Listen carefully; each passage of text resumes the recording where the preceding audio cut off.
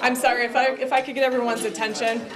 I know everyone's still enjoying your lunches, but we have a big program for today, so if you don't mind, we're going to go ahead and get started. Welcome to everyone who is here today. I know we've got a few new faces in the crowd, so we're happy to have you join us. We've got a great program today, but first I also want to say thank you to Mike Tizzano and his crew here for putting on a fabulous meal for us and accommodating us as always. To our sponsors today, the City of Euclid, thank you to Jonathan Holliday for helping us put this together and get a great speaker lineup for today as well. And of course, thank you to our luncheon sponsors today, the Help Foundation and Vector Technical. And then I have Tim from Vector Technical that's going to come up and say a few words.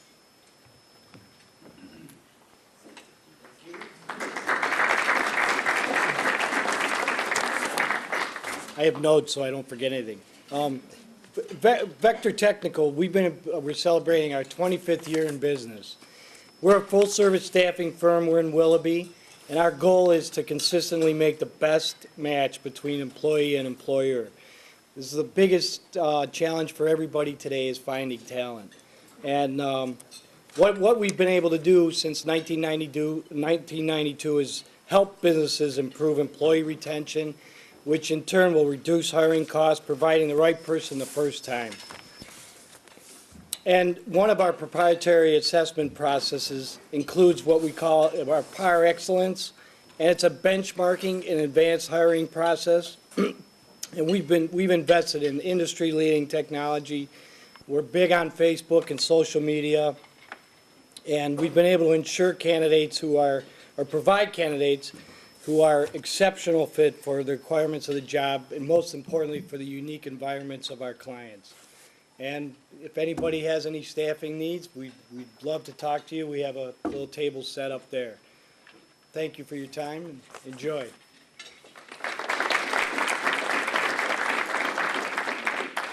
Thank you, Tim, and thank you to Vector Technical. They're actually a relatively new member, and we certainly appreciate them jumping in and being such a big part of our chamber so early in.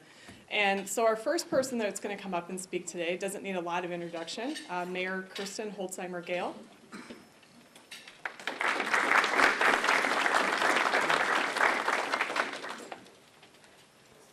Thank you, Sheila, and thank you, Tammy, who's serving as president of the chamber. It's been obviously the Chamber of Commerce has been a great partner, and I thank each of you for coming today to learn more about this exciting project and development happening here in Euclid, and also helping to learn what you can do and what we can all do together to make sure we really multiply the impact that Amazon has on Euclid. So it's been great to be mayor. I've just finished my second year.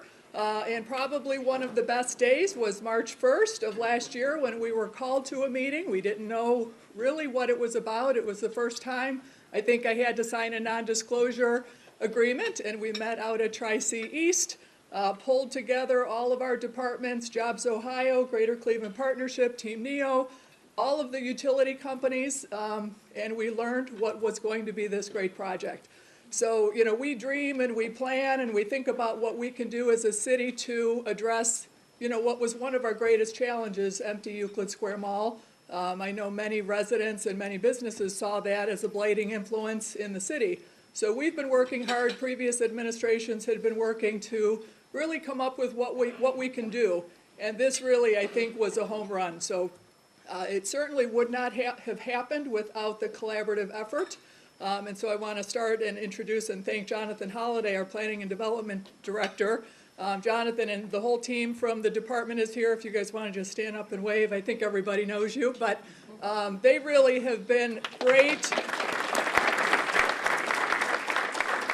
through this whole process. When we came together, it was not, we don't want to raise challenges. We don't want to raise problems. We want to approach this as how do we make this happen? And so any potential issue was approached with, this isn't a challenge, this is what we're going to do to make it happen. And so I appreciate their hard work, their really ongoing effort to make sure this project came to fruition. Really, Team NEO, Jobs Ohio, Greater Cleveland Partnership, the county, the utilities, our service department, everybody came together. City Council, Charlene Mancuso, our new council president. Charlene, if you would say hello to everybody. Councilman from Ward 2, Brian Moore, is here, and I think you all know Brian. He's been a part of the chamber for a long time. We're thrilled to welcome him as a member of council. And our safety forces, Chief Haddock is here from the fire department. It truly was a team effort. I do want to just acknowledge, because I often forget, and he's a key part of our team, Matt Mizak, who is back here. He does our community TV. He is taping this, so we have a record, and takes care of a lot of our public getting the information out. So Matt, I do want to acknowledge your hard work, and thank you for being here as well. As I said, we started back in March. We were thrilled with the process. I'm not going to talk a lot because I think we have two really great speakers here. But key, I think, to this project coming about was, again, that can-do attitude, bringing the collaborative partners together. The council had to rezone it, so we had to get our the Planning and Zoning Commission, City Council members on board. They approved the rezoning in August. Similarly, we have to think about what is this project. It's great for us as a community. It brings in, it certainly solves a problem of an outdated mall, but it brings new investment, it brings a new building, it will bring new jobs. We also wanted to make sure it doesn't cause problems. So working with the county and Ohio Department of Transportation to make sure the roads will work. And so we are thrilled to receive over $1.2 million to make some necessary roadway improvements, not only to make sure that Amazon works, but to make sure Lincoln Electric, who has opened now, and not officially, but will open officially their new welding technology training center, so that the other partners around it can survive and this doesn't have a negative impact. We want to make sure we're doing everything we can do to make sure this project has a positive impact, not only on Euclid, but on our region. You know, I think the schools and Dr. Smilek and his team are here. We have started some important conversations about workforce training, and so you know, I heard some concerns right away of 1,000 jobs. I hope they don't take my employees. And so I think today's meeting is so important, and it's so really wonderful that you're all here because we need to work on this together. And I think the collaborative leadership that the chamber, that you as business members, as their residents, as our city council, as our staff and the schools can come together to really figure out, not only we want to make this project great for the city, we want to multiply the impact. So how do we use it to bring in more businesses? How do we use it to help existing businesses grow? How do we use it to fill some of our vacant houses? How do we use it to bring our quality of life and our median income up for residents who are living here? How do we use it to continue to attract new investment, new residents, new businesses? So that's why I think this program is really exciting. You will hear first from Matt Deptola, who is from Jobs Ohio. Matt Deptola joined Jobs Ohio in March of 2014 and is currently a member of Jobs Ohio project management team. In his role as project manager, Matt serves as the liaison to Jobs Ohio's regional network and their project management teams, assisting with business development initiatives across the state. Matt regularly interacts with company executives seeking opportunities to expand existing and launch new operations in Ohio. Jobs Ohio has been wonderful partners. Team NEO has been wonderful partners. Camille and her whole team have been wonderful. Camille could not be here, but Mary is here, so if we have questions for Team NEO, we will be sure to call on her. Matt will give us kind of an overview, the timeline, and what's been happening with Amazon. And then we wanted to make sure, what can we do to make sure we do multiply this impact? What can we do to make sure it really helps everybody? So Pete DeSalvo is here. Pete is the president of DeSalvo Development Advisors. DeSalvo Development Advisors is a real estate consultancy firm providing market research, analysis, strategic planning, and development consultation on a wide range of real estate issues. Pete is the president, has more than 20 years of experience in the real estate consulting industry and has worked in 46 states. And so we want to learn from what's happened in other communities such as Columbus, where 2 Amazon fulfillment centers have been built. And so what can we do to really capitalize on that? So without further ado, let me introduce Matt Deptola to get us started. Matt, it's great to have you with us. Welcome to Euclid. And I'm happy to answer questions later if time allows. But Matt, thank you for joining us.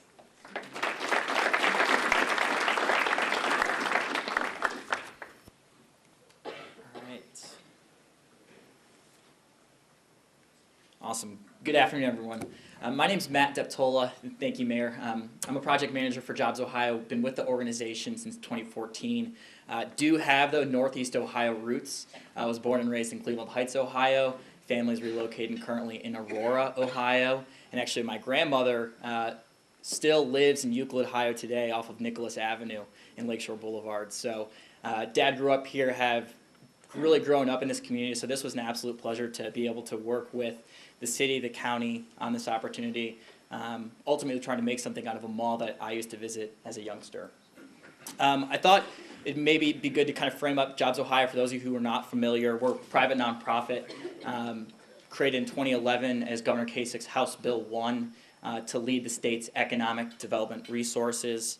We partner with the Development Services Agency and a host of other state agencies to move at the speed of business to help businesses considering growth in Ohio and in Northeast Ohio, promoting hopefully what their needs are and streamlining their process of taking on new employees and making additional investment within the 44,000 square miles within the state. From a leadership perspective, Jobs Ohio has been chaired by a Clevelander, someone who's really connected within the Cleveland community, Jim Boland, former vice chair of Ernst & Young, also was president of the Cleveland Cavaliers, yes, the basketball team, in the Gund Arena from the mid-90s into the early 2000s. He's been a great resource helping steady the ship at Jobs Ohio after it was stood up initially. Also wanted to call out Barbara Snyder, president of Case Western Reserve. She's been on our board for the past 2 years, so Northeast Ohio is really well represented within our core leadership team at the highest of levels, and she's helped bring some great expertise in coordinating with workforce, labor, talent, but then also research and development, obviously with the great things they're doing with the Cleveland Clinic and many others. This same level of leadership goes all the way down into our upper level management at Jobs Ohio. Within our executive team, we've got over 200 years of experience representing the different 9 industries that we focus on as an organization. And part of what happened when Jobs Ohio privatized, we split up the state into 6 different regions. This was something that the governor's office and the Department of Development, they had representatives on the ground really representing and working with businesses all across the state, but there were not different groups necessarily tasked with forming regional strategies. There were regional players and many different organizations that were working on workforce, were working on business attraction, expansion, but what this allowed us to do by forming 6 different regional groups and identifying those groups was to hopefully move at the speed of business to better connect with boots on the ground and really to work hand in hand with our local communities to make sure that when we're asked to run fast, we can do so. So just some highlights from kind of our start in 2011 to where we are now heading into 2018. Just looking at some of the rankings from where the state of Ohio is from a business climate perspective, I think that probably the most notable, going from number 46 in economic climate to number 7 from Forbes magazine from 2011 to 2016. Also going from 43 best state for business by Chief Executive magazine all the way up to number 10 last year. I'd say Governor Kasich and his administration have done a really nice job of making changes to help promote business growth in the state, but also it's kind of telling and touting the Ohio story. We obviously know that Northeast Ohio and Ohio is a great place to live, but it's really getting that out into the national scene so businesses and people understand the assets and resources that we have here in the state. Also, thought it'd be great to mention, and a little bit closer to home, that Ohio is ranked number 2 from a quality of life standpoint from Forbes magazine in 2017, which is something that we really like to highlight. 26, we were in 2006. We were number 1 in that ranking. Minnesota has overtaken our number 1 spot, but hopefully we can get it back in 2018. We're seeing, hopefully, the Jobs Ohio model and the model we work with our regional partners and local communities in combination with some of those increased business rankings and policies showing up in our results. So over the past 3 years, we've seen consistent increases in not just jobs, but payroll and investment. And 2017 is positioned to be probably our best year yet. We're going to be probably right around the 24,000 job mark. Those numbers hopefully will be finalized in our annual report, which will be released in early March. So we're really excited about that. And that really flows down all the way into Northeast Ohio. As Mayor mentioned, Team NEO is the Jobs Ohio regional partner representing the greater Cleveland, Akron, Youngstown areas. And something unique about Team NEO and what we've got going on in Northeast Ohio is that Team NEO was an existing organization when Jobs Ohio was stood up. And there were a handful of other organizations available locally and regionally that were already in use on a daily basis to help businesses grow and businesses thrive within Northeast Ohio. I'd say one portion at least of this network of groups that connects with Team NEO is utilized on every project, and certainly we're exercising and we're flexing those muscles within this Amazon opportunity as well. So I thought that that would be important to call out. And we think too that the model for Team NEO has really been working well. They had a record year in 2017, even without the 2 distribution projects that landed within the region. So from a job creation perspective, from a project activity perspective, things are really positive here in Northeast Ohio. And the exciting thing too to think about is we're going to continue to dedicate more resources into this portion of the state. I want to say that 10% of the state's population is within Northeast Ohio, so there's a great opportunity to continue to build on this momentum that we've been seeing in the region. And you might be thinking, especially when we frame up a project like an Amazon distribution facility, the types of projects that we work on at Jobs Ohio, may be surprised to learn that 80% of the projects that we work on are actually with small and medium-sized businesses, so only 20% of the volume that we do is really with those kind of large behemoths and corporations. And then 3/4 of our projects are expansion projects from existing businesses within the region. So we really like to obviously attract those new businesses to the region, but the real work begins in trying to make sure that they have a good experience from start into their operations, and then once they're here, making sure that we're providing the resources to continue to foster that growth. So enough about Jobs Ohio and Team NEO. Wanted to kind of jump and frame up the project opportunity. As what's on the screen, we were approached, as the mayor mentioned, in March of 2017 for our first kickoff meeting with the company. They described to us the ability to land 2 distribution facilities at the time within Northeast Ohio. The way that they operate is that they consider a handful more of projects. They basically say, hey, in calendar year 2017, we're going to site 15 distribution centers across the country. But in order to find the 15 that really work for our fulfillment network, we're going to look at 25, and we're going to look really seriously, all the way up to the point of almost taking through incentives through final approvals. So the work really begins with site identification, and that's a process that Amazon's real estate team will work on for 3 to 6 months prior to even engaging Jobs Ohio, our regional partners, local communities, and trying to better understand what a site is. From a due diligence perspective, also probably worth mentioning that they are willing to spend a lot of time and resources in really being able to figure out why a site works or why a site doesn't work. Being the corporation and growing as fast as they are, they asked us to move very, very quickly, and I'll address that in the following slides. But there were some challenges associated through this project that you may not find within a daily project or may not find in kind of your run-of-the-norm projects. But this team was really well positioned, and we like to think that the model that was in place positioned the group to move quickly and to address their needs, ultimately in landing a project win in the city of Euclid. So the facility that they were considering, and what you guys will see in your community, is a 655,000 square foot sortable facility. So that's kind of like the I might buy a razor and a DVD and shaving cream and a pack of pencils on Amazon, and all of those items are going to be shipped at a regional fulfillment operation. They're then sent to what Amazon deems as sortation facilities. So there's a regional sortation facility in Twinsburg, Ohio that sees some of that type of activity. And after the sortation facility, that's when product then goes to a last mile location or a last mile shipping location. And there's actually one of those within the Bluestone Business Park in Euclid already, so that we think was a nice advantage from a logistics and distribution and a shipping perspective that the city of Euclid had over some of the competing locations. Another thing to mention is that these regional fulfillment operations, they're going to ship product within a 7-hour, 1-day drive time. So there's a good chance that maybe over half of the product that you'll see coming out of this facility will not be in the state of Ohio. So when we talk about the competitiveness of this facility, there truly is some flexibility for the company to select a different location or one that may not be as nearby to a major population center. Amazon already had, before this project, over 6,000 employees within the state.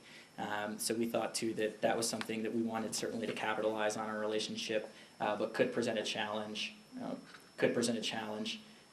For this project moving forward. And these are some of the statistics that I mentioned just briefly.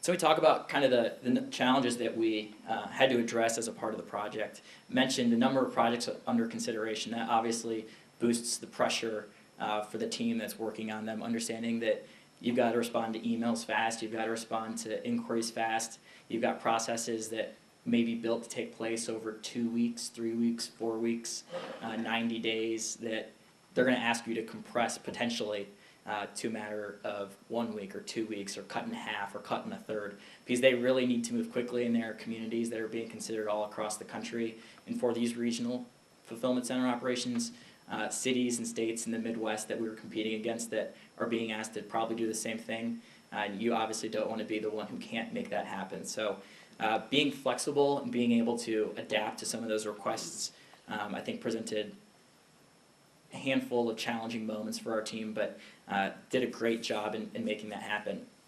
Also, I'd say the average length of a normal economic development project, at least from what Jobs Ohio and probably Team NEO sees, is you may see an opportunity average 8 months to maybe over a year from start to finish.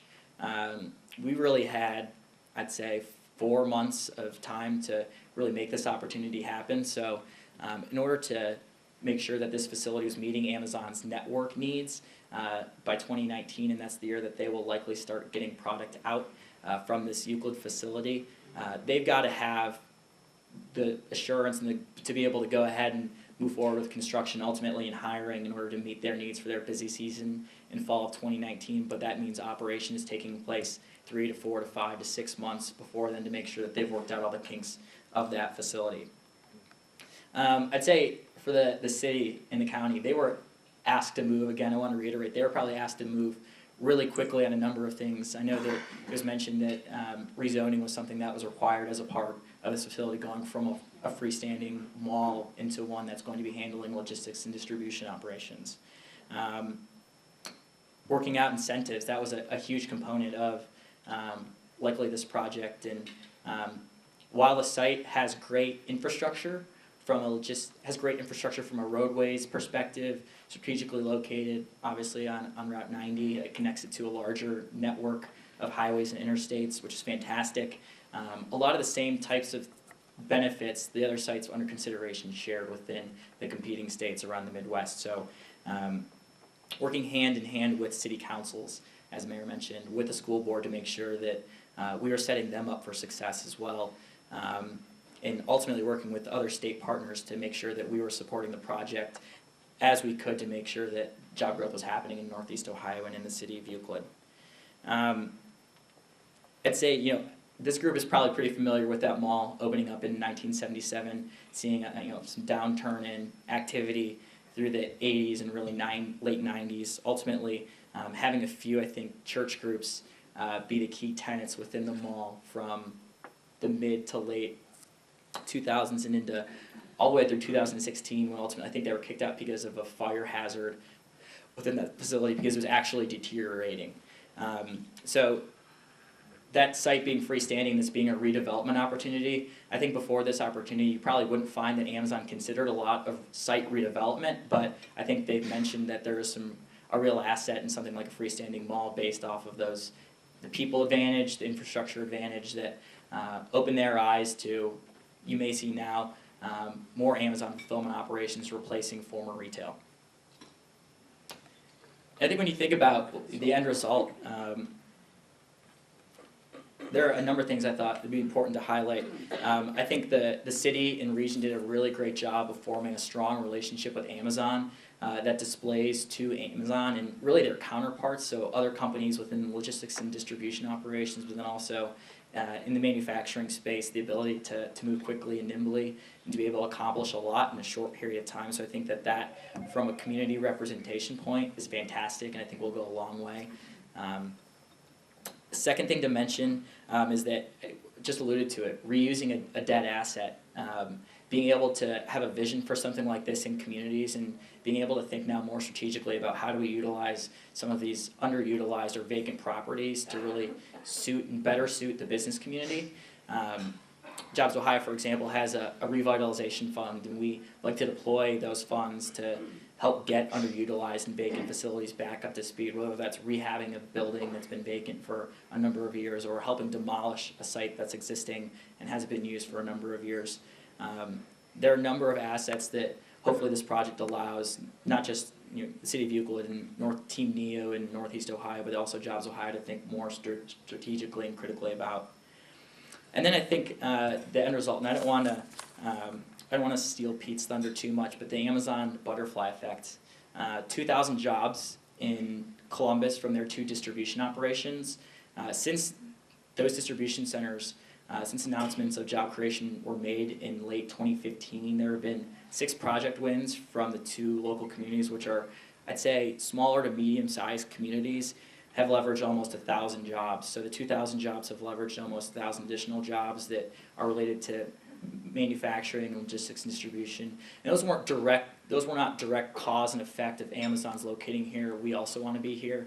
But I think Amazon was a factor in being able to demonstrate that there's labor availability, there's community support, there's great infrastructure from a highways and roadways perspective that will allow other businesses to thrive in a city and a region as well. And then I think the other thing I should mention too is we think Amazon is really an employer of choice from a distribution side. I think you may hear a lot of negative press about them from maybe a wage perspective, but I think what we've seen in Columbus is that starting wages for their distribution employees are driving up the cost, or I'd say the wages of other distribution employees in the area. In Columbus, they're now up to $14 to $17 an hour. I think these wages are starting, the average wage is probably around $13. But all employees, full-time employees, are eligible for benefits day one, and those are the same type of benefits that their corporate employees are eligible for. There's no difference in the benefit package from 401k, vision, healthcare, which is great. And then Amazon's Career Choice Program, which will reimburse up to $12,000 for secondary education to train employees who've been there longer than a year in in-demand education fields to take on a new job post-Amazon. And Amazon fully realizes that those employees post-training may exit the company and they may move on to be a welder, to be a nurse. And that's something that they're passionate about, is lifting up people and lifting up communities, and hopefully that will lead to great results in the city of Euclid as well. So I know that we have some time for question and answer, I think towards the end of the presentation, but that's all I have formally prepared, and I want to thank you guys for taking time to make it out this afternoon, and I'll turn it over to Pete.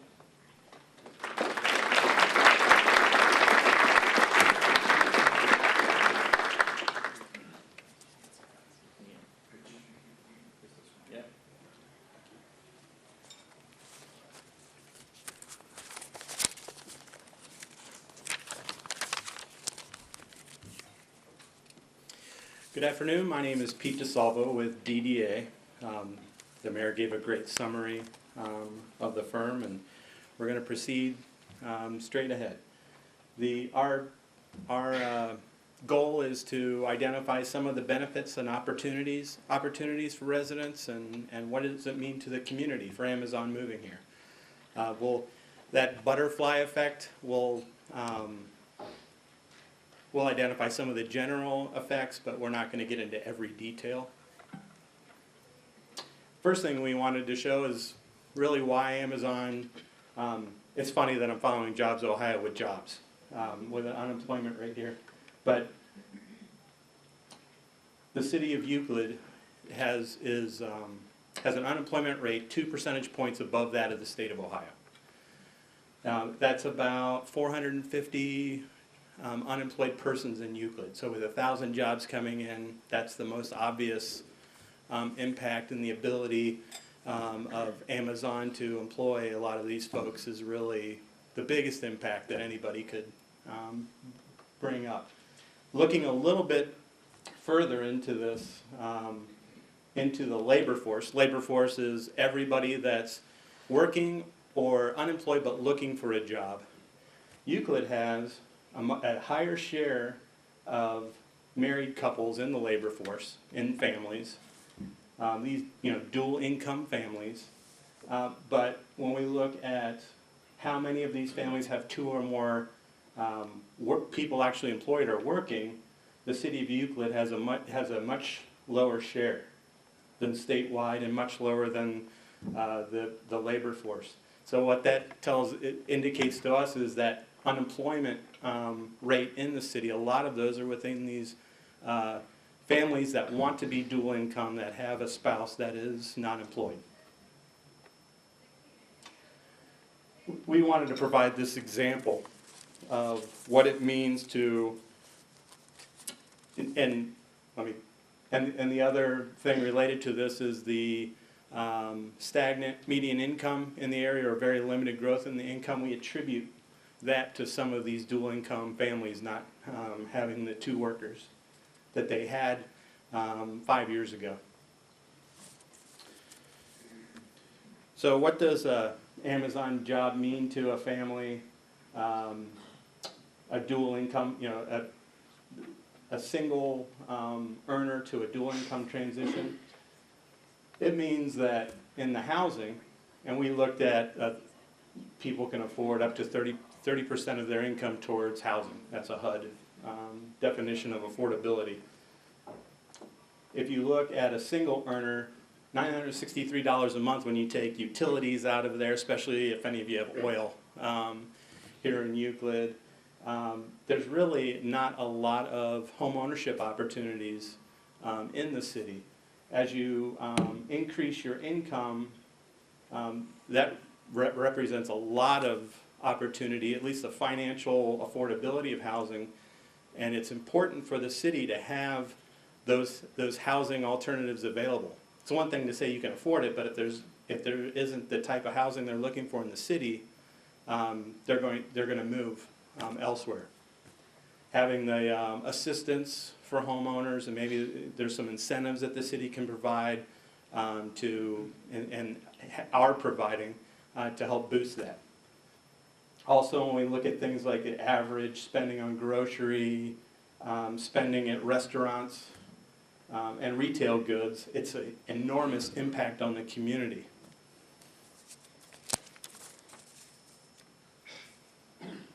Matt had touched on this already.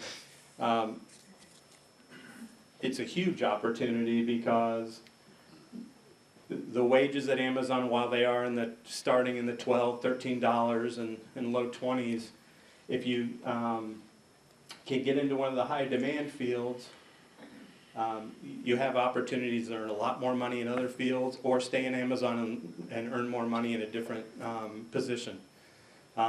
This is something when Amazon lays out, here are high demand fields, and these are just examples, that the city wants to make sure, are these things that we have training for, do we have that education nearby to help facilitate that?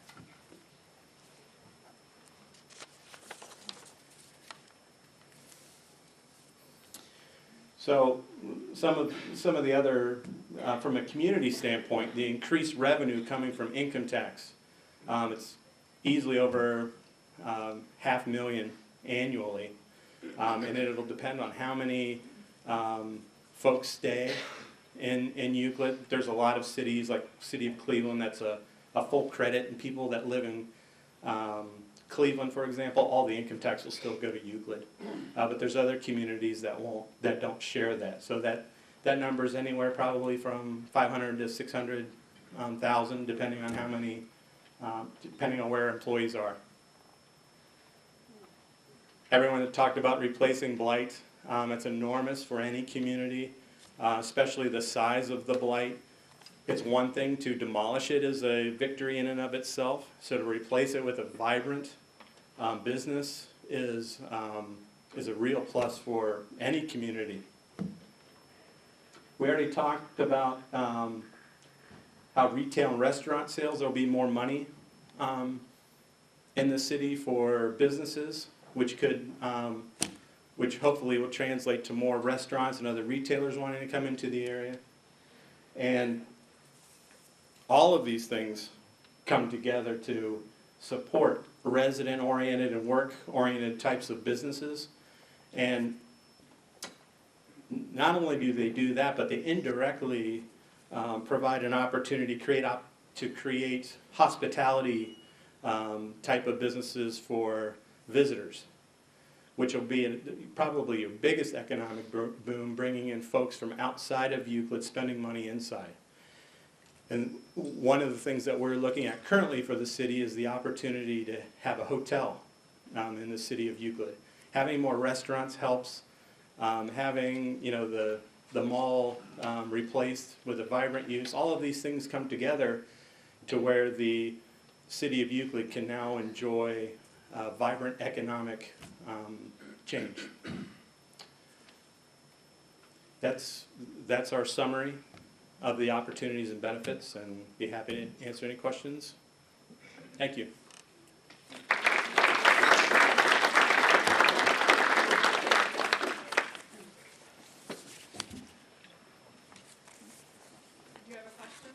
I do. Do you all have child care reimbursement for your employees? Oh, he's not with them. That's okay. Yeah, I'm not with Amazon. Okay. I could have gotten in trouble using their logo on the. Yeah, probably. Yeah, but okay. no, that's okay. All And people can come one-to-one later if they have any questions. I imagine there may be some. So, thank you.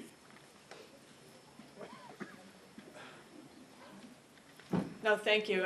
If anybody has any questions, we can open them up to Jonathan Holliday, the mayor, either one of the speakers. Does anybody have any questions they'd like to direct, or from Team NEO as well? Go ahead. My question relates more around the possibility, and I'm also representing Roy Larrick today. My name's Ron Zivik. Of as we're developing all this infrastructure and whatever we put in place, why don't we make the stuff more green? Why don't we build buildings that are green, not just, typical, we're going to put up a hotel. Let's make it a LEED 1 hotel. We're going to build a restaurant. Let's make it, a net neutral restaurant where it creates as much power as it uses. And then also keeping the green space in place, creating bike paths and things of that nature to connect all these communities within Euclid itself. I mean, we need to look at all that, and that's just a point that I'm bringing across. Thank you. Jonathan. Somebody over here want to address that?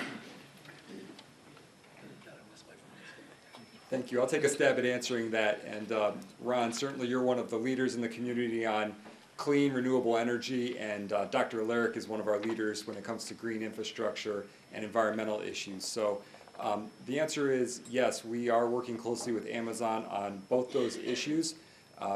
The nice thing about the mall project is that is a site that was previously developed, and there is not currently a lot of green infrastructure at that location. The mall was developed in the 70s when those types of regulations and initiatives weren't very well developed. The approach at that time really was to just pave the entire site to create as much parking as possible. So this project will certainly improve the conditions from a green infrastructure perspective. There's a commitment to reduce the amount of stormwater runoff that this project creates from what was currently there. We're working with Amazon to finalize those plans. Certainly there are parts of our code that require certain green infrastructure features like landscaped medians and other features. So those items are currently being finalized. The final step in the process is a review by our Architecture Review Board. So that process is ongoing, but we are working with Amazon on that. And I will say on a general basis, Amazon has been a leader in making their facilities energy efficient and also utilizing green energy. So I know at other locations they've looked at using solar panels to provide the energy for their facility, and we're very hopeful that that'll be a consideration for this facility as well, and are certainly willing to partner with them in any way we can to help make that happen. Thank you. Thank you.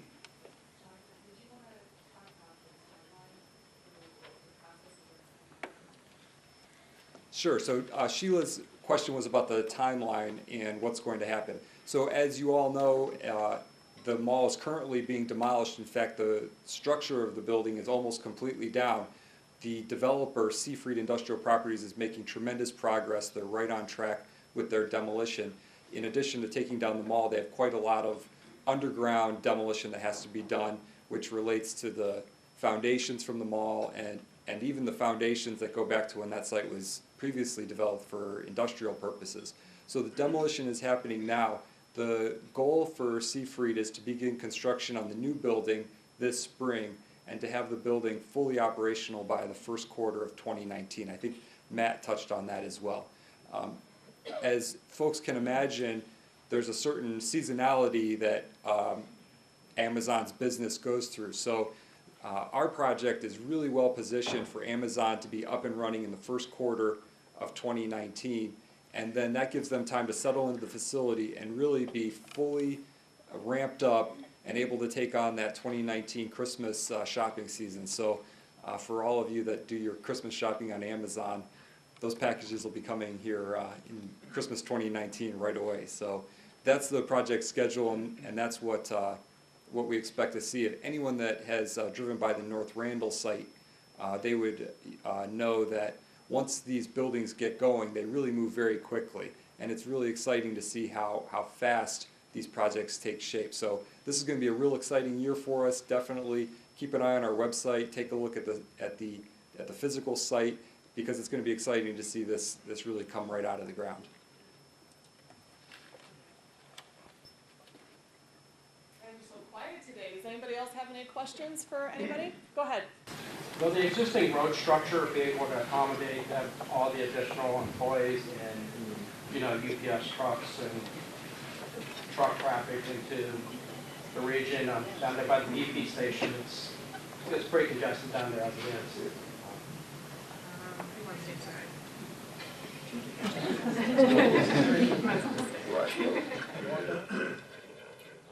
Sure, that's a great question. So as I believe the mayor mentioned, we looked really hard at this project, and I should credit our service director, Dan Connect, and the engineers at the GPD group that we work with, because that was Dan's primary concern, is how do we make sure that this project happens and doesn't have a negative impact on the other businesses and the circulation within our community. And so I'm proud and pleased to say that we were able to raise, as the mayor mentioned, over $1.2 million to make those necessary road improvements to keep the traffic flowing. And so the specific improvements I can share with you. If you'd like to see them afterwards, let me know and we'll get those to you. But what we know from Amazon is that their primary entrance will be off of Babbitt Road. So the main change that you're going to see is the addition of an extra lane on Babbitt Road near where the existing entrance to the mall is. That will allow for Amazon to have 2 left-hand turn lanes into their site while still maintaining the existing traffic lanes to the other parts of the industrial corridor. Specifically at the BP location, there will be some adjustments to make sure that the turning radiuses of the radiuses, that always trips me up. I know somebody, if there's an engineer in the room, wave your hand. But basically the curbs are going to be adjusted to make sure that traffic can flow. Amazon uses very large trucks. There will be a lot of those trucks. And there will be some other changes to the marginals in terms of making sure that lanes are properly used. In some cases we have 2 through lanes, and that'll change to, in some areas, 2 left-hand turn lanes. So that has all been looked at very closely. There was a lot of modeling done, a lot of work with Amazon directly to understand what their traffic volumes were going to be. And so one final note I'll mention on that, while there has been a commitment for 1,000 jobs at the Amazon facility, we do recognize that their current plans call for 1,800 parking spaces. So we're really encouraged that the initial estimates on jobs we're hopeful are conservative. This facility just has a tremendous potential to really contribute to our community. So again, I'll be happy to share the specific roadway improvement plans with anyone, but I think that we can all be confident that that's been looked at very closely, and our partners at the state and at the county have committed to pitching in to make sure the roads continue to operate properly. And I'm not sure, Matt, did you want to add to that at all? No? All right. Anybody else have any questions? Go ahead, Casey. Amazon has been regularly hosting their hiring events at the library, which we have been happy to support. My question is, it doesn't seem like those who are coming to the hiring events at the library are actual Euclid residents. What can we do to get the word out to Euclid residents so they can participate in these hiring opportunities?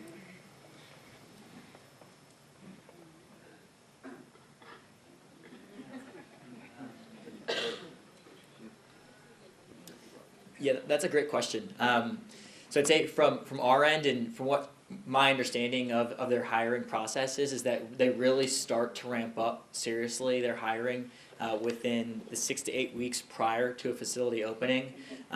Even before that happens, they may do some soft like exploration type of events to understand where they can best source talent from.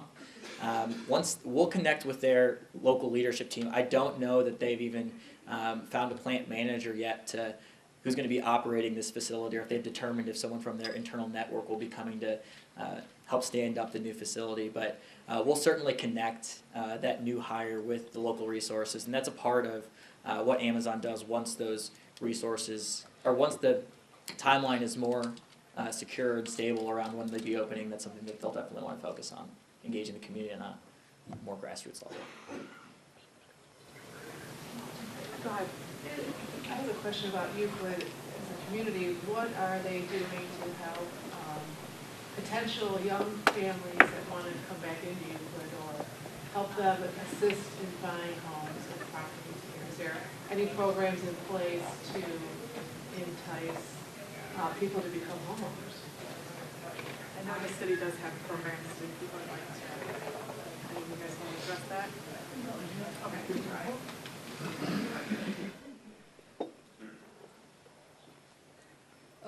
We do have programs to help entice homeowners. We have a first-time home buyers program. We have some housing assistance for renovations.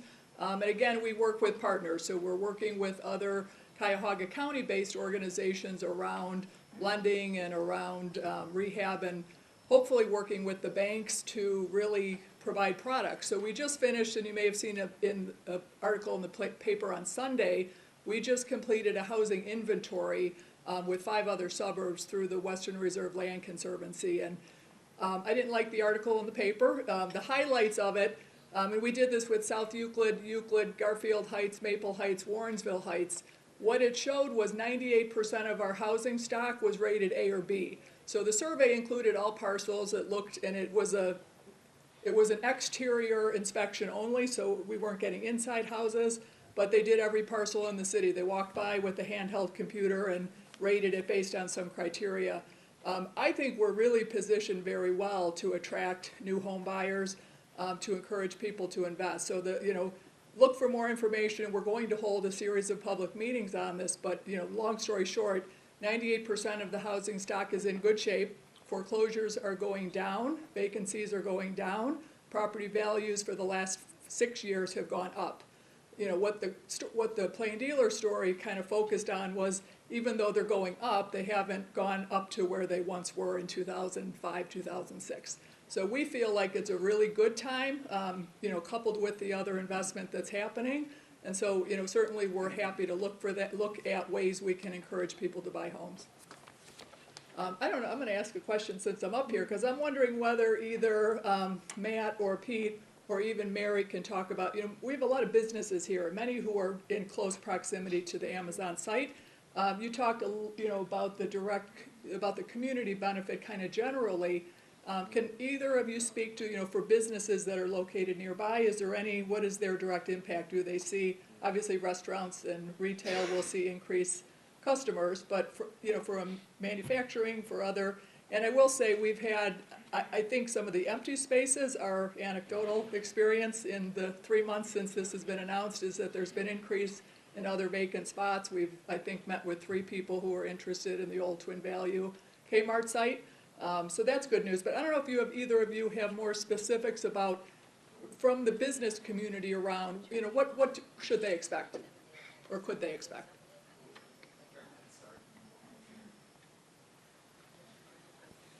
Yeah, so something I think pretty unique to Amazon's platform, I think that 50% of their growth at least from an online marketplace, is from small businesses. So Amazon is really an e-commerce platform for small businesses to grow, and they're continuing to see that trend increase.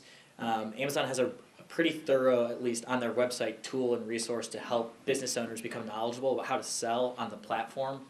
Obviously, being closer to a regional fulfillment center, that's going to shorten the time of when their product needs to get to an Amazon fulfillment center, and ultimately how quickly it gets to an end customer. As I mentioned, these products being shipped are going to serve as a service territory of 7 hours potentially. So we think that this type of operation can certainly help fuel some growth in the small business community and people who sell products that are on Amazon's approved products list.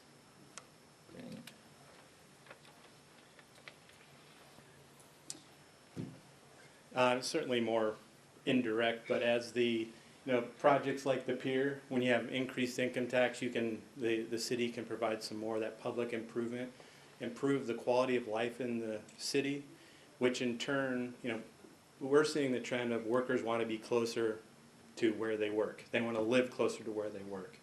That wasn't the case when I was younger and commuted half my life back and forth, but millennials are much smarter. They know they want to be close to work. They want to be able to walk. So having green pathways in there and something that the income tax can help would be important. But I see, as the city continues to improve the quality of life, that you'll get more, those small businesses, their employees will want to live in Euclid. So it will just bring more sales, and it'll continue. So that's a little bit more indirect. What can you tell us about Amazon's corporate citizenship? What have they done in other communities where they've set up shop to give back to the community? Has there been any commitments from Amazon to the community of Euclid other than creating jobs and those sorts of things?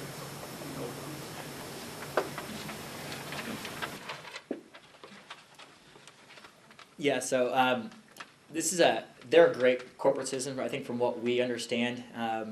They were, I think, from a corporate level, just an indication of what they valued. In one of their new office towers in downtown Seattle, they're actually 47,000 square feet of the space in that office tower, I think. They're donating to a homeless shelter for those who have been affected by domestic violence. So that kind of is a high-level corporate view, but that goes all the way down to a distribution center level. I want to say that they were an active participant with the Mid-Ohio Food Bank in Columbus as their kind of selected nonprofit or charity of choice for the holiday season, and they ended up donating, I don't know what the exact number is, but a lot of food from a donations perspective to that food bank, and are really active in trying to identify how they can become involved in the community. They will likely have folks from their staff who will become more a part of that community, both from like a community relations standpoint, not just getting involved with charities and things like that, but actually being able to come and speak to these types of meetings potentially once that facility becomes up and running. And I'm sure the mayor will probably be hearing a lot more from them, and Jonathan as well, once that facility goes online.